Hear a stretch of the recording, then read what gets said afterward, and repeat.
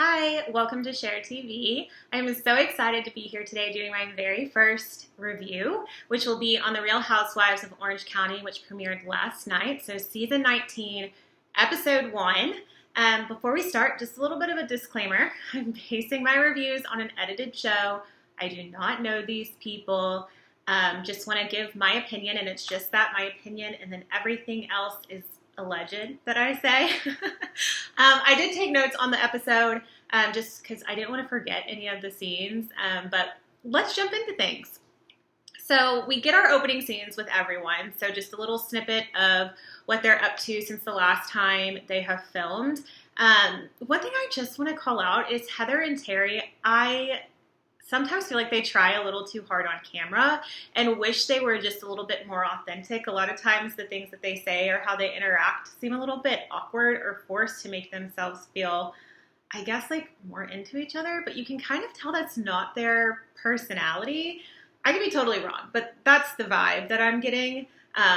They're just trying to be like down to earth, and then they talk about $42,000 floors and you remember exactly who they are.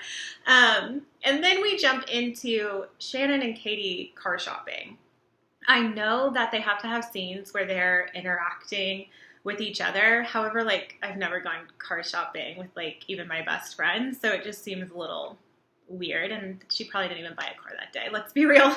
But they start going into a little bit of what happened last season, and I'm sure I'm not the only one who is super glad that Alexis is gone. I think now we can kind of see Shannon's fun and light personality come out. I have always really liked Shannon. I know she's had her struggles and everything, but there's just something really genuine and endearing about her. So I just really like her. Katie, on the other hand, I don't necessarily have an opinion. They're going to kind of gang up on her this season, and it might be justified, but we'll get there. But we are still on the babysitting incident with Emily's kids and Katie's daughter and what happened last season. But now we're throwing a blogger into the mix that I guess Katie corresponded with after this blogger reached out to her, which I think is just kind of weird anyway, because like if somebody else on the cast did that for her, like she would have huge issues with it. But we'll get there because that spans the entirety of this episode. But before we do, let's jump into Travis and Gina. They are moving back in together. I know they had a lot of struggles with his ex last year. I'm assuming it was threatening or whatever that made Gina scared and wanted to move out. But now they're back together. I'm going to say their house is really beautiful. I like it. And I'm just like, but did you not have a couch in your other house? But this setup is cute either way. Hopefully they get a couch soon though. And then Gina tells Emily that Jen said that Katie gave the nanny, which is Emily's old nanny that used to babysit her younger kids, the information for a podcast. So that way I guess she could spill tea or get tea. And then Katie's daughter also did a podcast, which I think is a little bit inappropriate. I know Katie's daughter is of age. However, whenever like the housewives kids get into things, it gets a little tricksy on like where those boundaries are and where those lines fall. So I just don't think it's appropriate all around. But I know she's an adult, so it could be either way. But of course, Gina finds a way to involve herself in this conversation. So Katie agrees that she needs to have a conversation with Emily.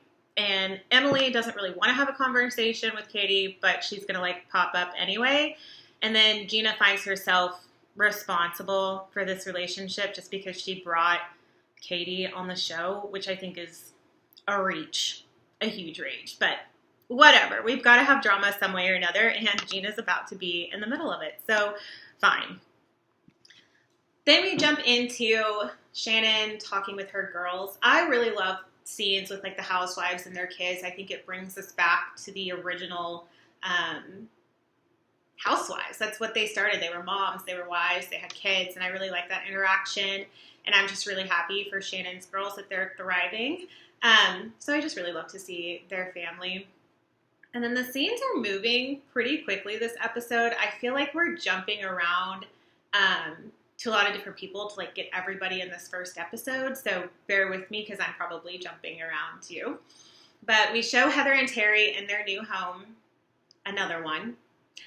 And I don't know if you guys watched when she built that other house that like had like the custom birds in the windows for each one of her kids and stuff, but she spent so much time, energy, and money that I was actually really surprised that they decided to sell that house, because I felt like it had a lot of meaning to her.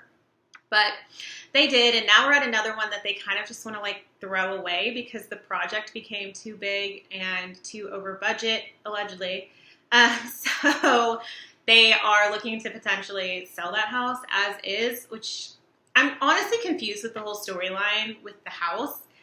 Let me know if y'all are tracking this, because she sold a house, now she's found another house, but now they're like, no, we don't actually want to like put the money into it. So then they're going to sell it and then buy another house that they're going to have to redo from scratch. So it's just very weird, and like nobody's questioning it. So kind of makes it weirder. But after that, we transition into Emily with her boys, and she is opening up about the struggle with one of her youngest twins that has an eating disorder. And I'm not going to talk too much about minor children. I don't think it needed to be a topic of discussion. You can kind of tell that Shane, her husband, feels a little bit uncomfortable talking on camera, which I think he always feels a little bit uncomfortable talking on camera because his body language kind of gives that away. But when it comes to their kids, I think he's really just kind of like doing this by Emily's force. For kids on the show, I think we should just keep it light, showing them interacting with their parents, doing fun things. I don't think we need to get into the depths of like everything personal that's going on. And they even say it, like Emily even says that her daughter gets messages and her friends see things about the show or in the media and how it impacts her. And I think she's kind of contradicting herself, because she's putting information about her youngest kids out there that could also be used against them or brought up at school or anything like that. So I think it's a fine line on what you discuss with your kids on camera. And that's all I'll say about that. But Tamra, I really wanted her gone after last season, but here we are. At least she doesn't have Alexis that she's pretending to be besties with, so I guess there's a little bit of a silver lining there. But I do have a really hard time feeling bad for her, because she was just vile and nasty last season, especially to Shannon and to Jen. And her going into therapy, I think is for show. I think it's for the show, and I think it's just becoming her personality, quite honestly. And side note, why did the therapist look like Sonia Morgan? I had to do a double take. I was like, wait, is that? But it's not. But anyway, her showing her therapy on the show, I think, is just a way for people to like either try and forget what she did last season or potentially go lighter on her this season. However, now that she's made therapy her whole personality, she's like talking about everybody else and why they act the way that they act or their traumas. And I'm like, you were vile. You don't necessarily have to have trauma to be a bad person, but now she's out here trying to act like everybody else needs to go to therapy, and what she learned in therapy applies to everyone. I would just focus on yourself there, Tamra, but you know. Jen and Ryan. I love Jen, and I think she's a genuine person. Ryan is, I don't know. I mean, I don't necessarily like him for Jen, but she likes it. We love it. And he seems like a nice person. Just there's something that just feels a little bit off, or like sketchy undertones, if you will, about him. But he makes her happy, and you can tell that she's happy. So I guess that's all that really, really matters. And she looked amazing in her confessional. A little bit like a Flintstone, but she looked amazing.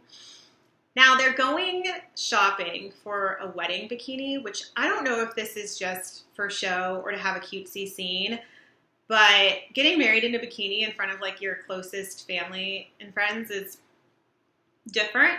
I mean, if that's what they want to do, sure, but it doesn't really seem like she's for it. So, and I think she wants to have that more traditional type wedding, even if it is a destination wedding where she puts on a dress. I just think wearing a bikini to get married in might be cute for a moment, but when you look back on it, she might actually regret it.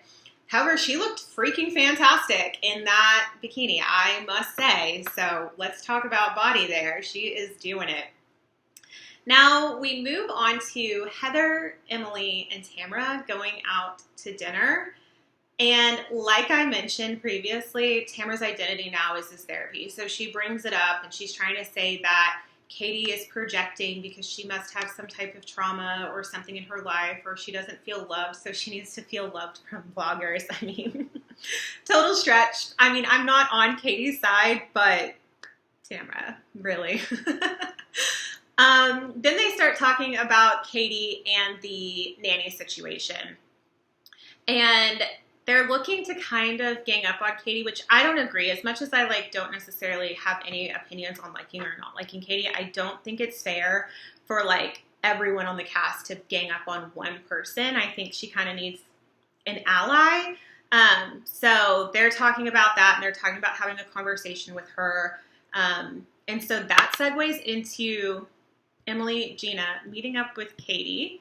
So I guess Katie didn't know that Emily was going to be there. Gina just kind of showed up with her, which I don't think is cool. Gina said it was because she didn't want her to be prepared, but that's not fair, because if somebody did that to Gina or Emily, I don't think they would necessarily appreciate that. And the 2-on-1 gang up to me is just, it's a little childish, and you could have at least done let her bring someone, or say have the opportunity to say hey, I'll be more than happy to have a conversation one-on-one with each of you, or let her make that decision if she wanted both of you guys to come.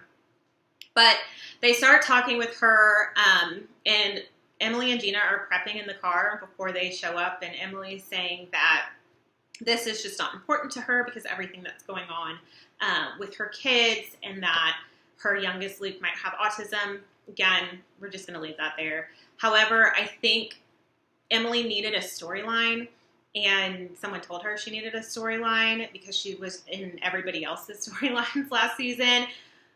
But this one isn't it, and it makes me feel icky and uncomfortable anytime that they bring up situations like this, especially with how young her kids are.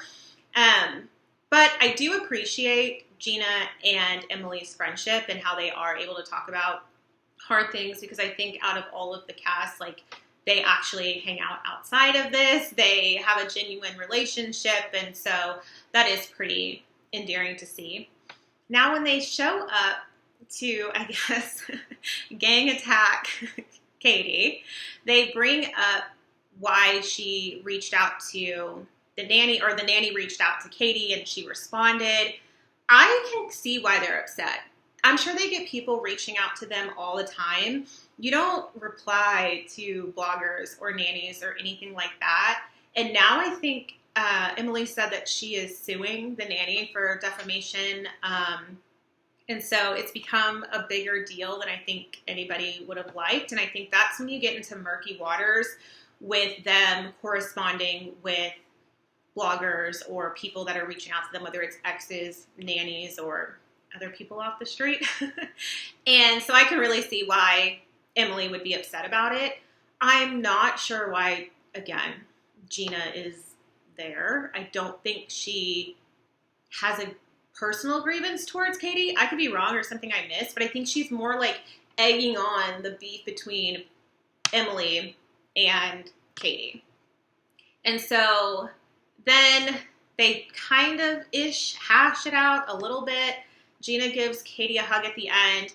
Emily's not for it because I think she kind of sees that this is the little mole in the group, and that's never a good thing because they already have enough to deal with within the show. And so now kind of taking it outside of the show is a little weird, and the boundaries get crossed. And Emily mentioned you have to have boundaries, especially when it comes to kids. But then again, they're kind of contradicting themselves because they throw their kids' lives out there too.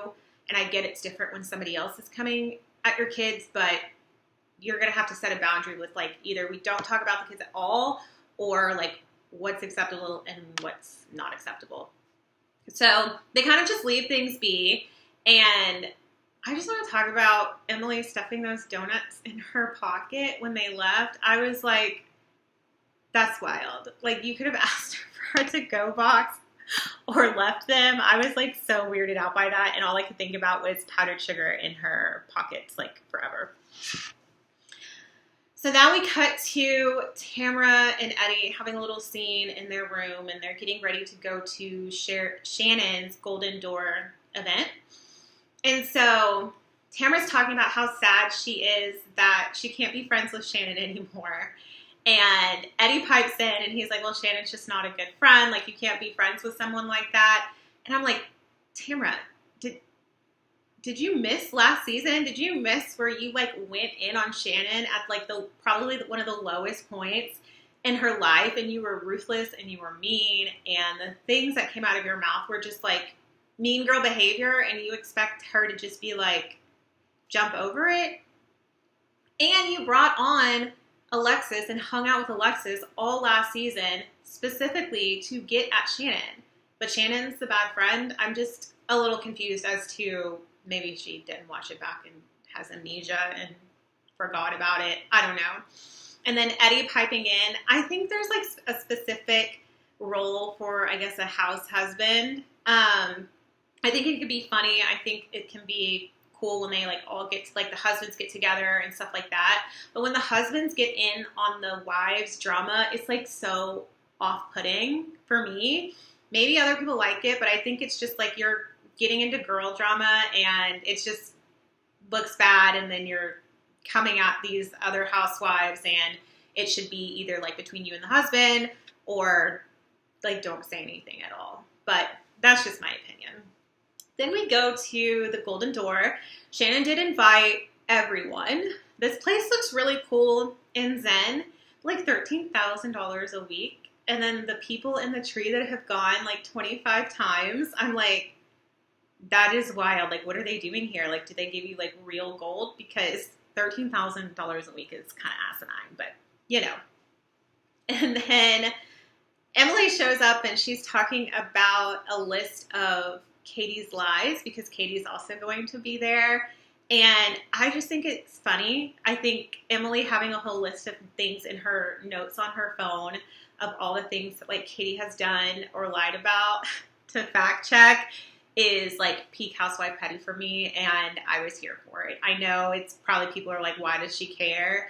And I guess because Emily also said she didn't have time to deal with Gina, but she clearly has a lot of time to deal with Gina, or not Gina, sorry, to deal with Katie, is funny for me, to the fact that she put it in her phone so she wouldn't forget. It's something I would probably do too, but just because I don't like to forget anything, and I'm not so great with like things in the moment, so I can see why Emily wrote everything down. But they get there, they do a couple of activities. They're kind of separated, so the people who have beef aren't necessarily all together, but they do come together, I guess, for golden lunch. And they're talking about Katie talking to the nanny or the blogger. I am so confused. Like, at first it was like the nanny, then she talked to a blogger. Is it both, or is it like one and the same, or two separate occasions? I'll have to like go back and rewatch, because it was kind of hard to follow what specifically they were mad about, the blogger or the nanny. But I'm thinking it's probably both, or they just go hand in hand. However, we have another situation where they're all at lunch and they are coming for one person. And I don't care who it is, as much as I like don't like someone, I just think that gang up mentality automatically is just bullying and not cool. And I know Shannon kind of sticks up for Katie a little bit, but in this instance, she's not really. But I can understand why Shannon wants to remain neutral, and we'll probably see more of that play out during the season with her and Katie. But they're saying, Katie says that she has proof on her phone that she just replied. She didn't necessarily like give any information or give any numbers or anything like that. But she doesn't pull up the receipts, and then she says that her phone doesn't have cell service. And I'm with Gina. If you were telling the truth, like, you would pull that up, and even if you don't have cell service, like, you can still look at your photos. Like, did you not take screenshots, or did you not, like, because, like, if somebody's lying on me, or if I have proof of something, like, I'm taking a screenshot and it's in my photos, and you can pull those up whether you have, like, service or not, right? Like, So yeah, and Tamara even was like, I would be in a tree trying to prove this, especially if so many people are ganging up on me and coming at me. Like, I am going to try and prove everything that, like, I didn't do this. But based on, like, Katie's face, like, she always makes this face of just, like, playing dumb and, like, so confused as to, like, why anybody's saying things about it. But I really understand everybody's frustration. Like, you can't be on a reality TV show and have a mole in the group giving out information or talking to people's old nannies or bloggers and stuff like that.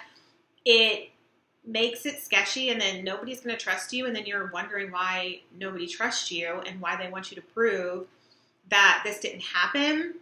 And I know Katie says that, like, it's because she was pissed off and people were coming at her daughter, and that's why, like, she replied to these people. But, like, that's exactly what their job is to get you in a weak moment or get you pissed off or to turn on your castmates and stuff like that. And they did it. So I don't know. Katie's going to have a really hard time talking herself out of this. I'm really excited to see how the rest of this season plays out. I know Gretchen is coming back this season, so y'all let me know how you guys feel about that. I feel indifferent right now. We'll see how the season plays out.